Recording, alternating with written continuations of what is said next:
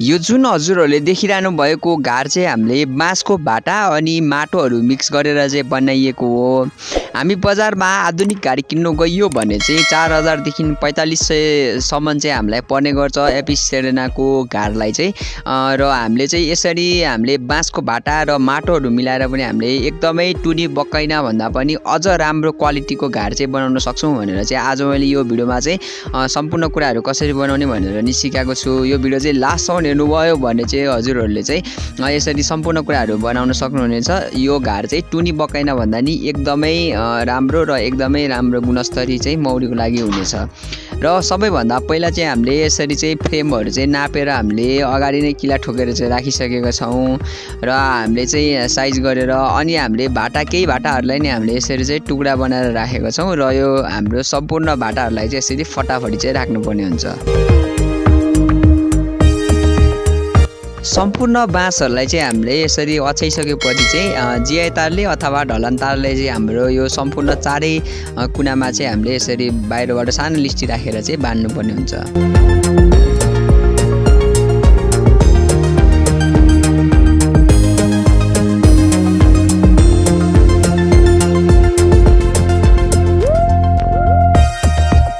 अब चाहिँ हामीले ट्याग लाएर यसलाई चाहिँ सुल्टो बनाएर राख्नुपर्ने हुन्छ र सुल्टो बनाएर राखेपछि चाहिँ जुन यो हामीले बानिएको फ्रेममा चाहिँ अब दुईटा भाटा चाहिँ हामीले यसरी चाहिँ किला हानेर चाहिँ यसलाई अडाउनु पर्ने हुन्छ र यसमा चाहिँ हामी स्क्रु राख्छौँ।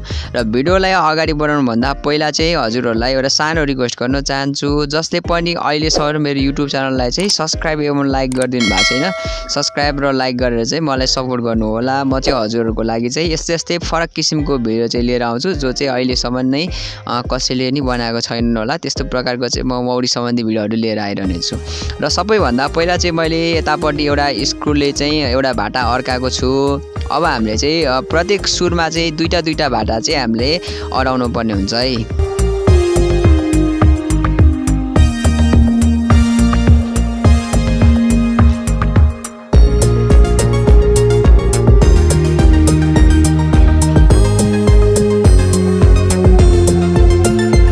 अब चाहिँ हाम्रो चारैतिर चाहिँ हामीले यसरी चाहिँ भाटा तल्लोपट्टिबाट चाहिँ स्क्रु हानेर ठडाइसक्यौँ र माथिल्लोपट्टिको नि जुन हाम्रो घारको साइजको नापेको फ्रेमलाई चाहिँ हामीले यसरी राखेर चाहिँ अनि यो फ्रेमलाई पनि नापेर चाहिँ सबैतिर साइजहरू मिलाएर तलमाथि अप डाउन कतिको बनाउने हेरेर चाहिँ हामीले माथिपट्टि नै स्क्रु चाहिँ लगाइदिनु पर्ने हुन्छ।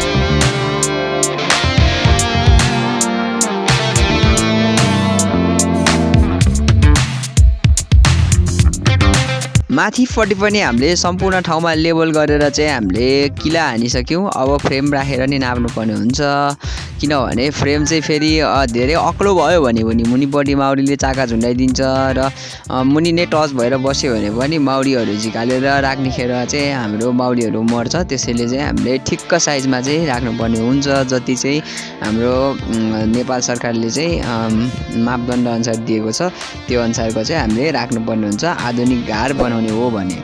यदि हामीले मुडे घार बनाउने हो भने चाहिँ जसरी राखिने हुन्छ आफ्नो हिसाबले राख्नुपर्छ, मौरी चाहिँ आउनु पर्यो। तर यो हाम्रो आधुनिक घारमा चाहिँ सकेसम्म मापदण्ड अनुसार राख्यो भने चाहिँ एकदमै सजिलो हुन्छ।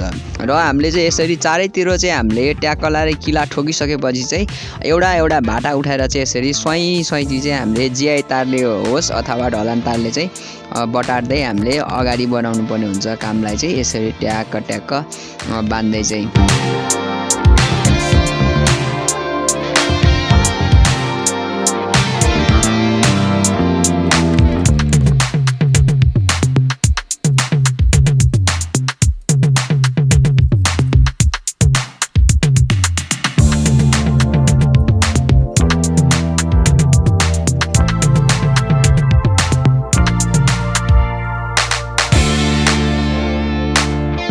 हामीले स्टेप बाई स्टेप गरेर चाहिँ हामीले सम्पूर्ण भाटा चाहिँ यसरी जिआई तारले बाँधेका थियौँ। अब हामीले सबै साइडमा चाहिँ त्यसरी बाँध्नु पर्ने हुन्छ र अहिले चाहिँ मैले सम्पूर्ण साइडमा चाहिँ बाँधिसकेर फेरि खोल्दैछु, किनभने चाहिँ हामीले यसको माथि चाहिँ जिआई तारले नै बाँध्ने होइन, यसको माथि चाहिँ हामीले ट्याक्क लाएर चाहिँ भाटाले च्याप्यो भने चाहिँ एकदम बलियो हुन्छ। त्यसैले चाहिँ हामीले भाटाले च्याप्नुको लागि चाहिँ यसरी खोल्दैछौँ।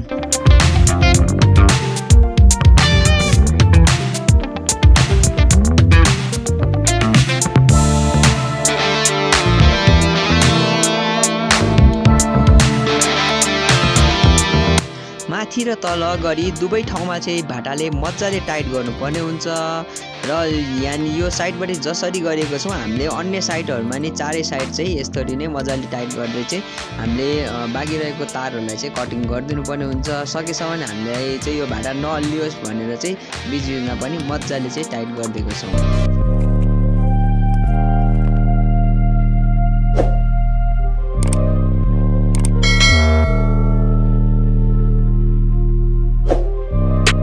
यसरी भाटा राखेपछि बाँकी रहेको भाटालाई चाहिँ कटिङ गरिदिनु पर्ने हुन्छ र हामीले चाहिँ सम्पूर्ण ठाउँको कटिङ गरिसक्यौँ।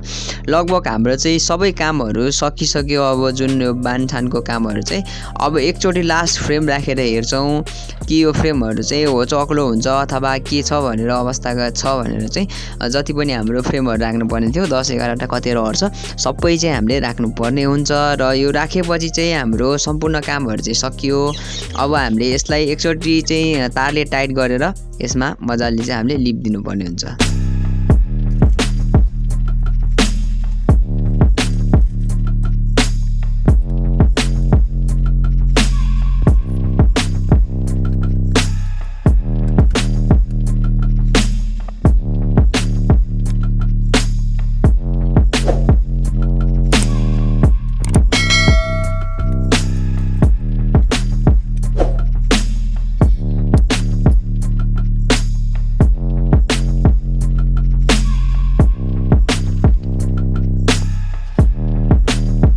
यसरी चाहिँ हाम्रो सम्पूर्ण काम सकियो। अब चाहिँ हाम्रो घरको दुलो बनाउनु पर्ने थियो, दुलो पनि बनायौँ। जुन मौरी आउने जाने मौरीको गेट त्यो पनि बनायौँ र हामीले यो पोत्नको लागि चाहिँ भुस अनि गोबर र माटो तीनटा कुरालाई चाहिँ मिक्स गरेर हामी यसरी पोत्दैछौँ। यसरी पोत्ने हो भने यदि हजुरहरू पनि पोत्नुहुन्छ भने टुनी बकाइना भन्दा नि अझ राम्रो चाहिँ यसरी बनाएको घार चाहिँ हुन्छ। त्यसैले चाहिँ मैले यो सबै कुराहरूलाई मिक्स गरेर चाहिँ फटाफटी चाहिँ सम्पूर्ण ठाउँमा चाहिँ पोतिदिनेछु।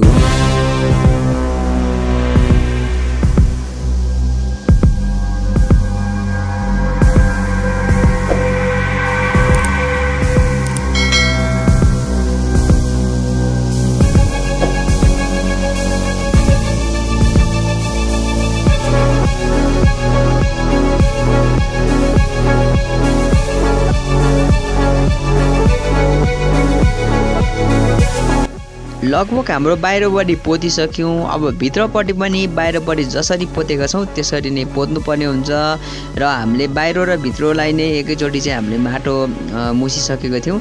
अब चाहिँ हामीले भित्रपट्टि पनि मजाले चाहिँ लेबल गरेर सम्पूर्ण ठाउँमा चाहिँ पोतिदिनुपर्ने हुन्छ, लिपिदिनुपर्ने हुन्छ, टाल्नुपर्ने हुन्छ।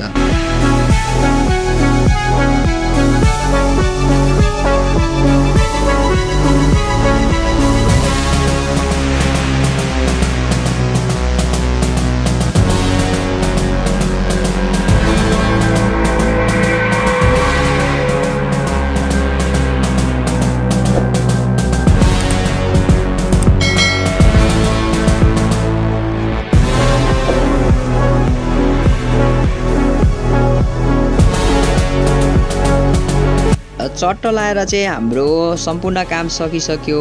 अब हाम्रो लास्ट काम एउटा बाँकी रह्यो कि हामीले चाहिँ यसमा एकचोटि चाहिँ मजाले चिल्लो गरेर चाहिँ लिपिदिनु पर्ने हुन्छ। अनि जुन हाम्रो यो फ्रेम छ यो फ्रेम चाहिँ कतै ठोकिन्छ अथवा छिर्दैन के हुन्छ समस्या भनेर चाहिँ हामीले चेक गर्नको लागि चाहिँ प्रत्येक फ्रेमलाई यसरी राख्यौँ। र साथीहरू हजुरहरूले चाहिँ जुन मैले यसरी बाँसकै यही सिस्टममा यही तरिकामा चाहिँ बाँसको ट्र्याप चाहिँ बनाएको थिएँ, मौरी ट्र्याप गर्नलाई गोलो घाट, त्यो पनि हेर्नु भएको छैन भने यो भिडियो चाहिँ हेर्नु होला।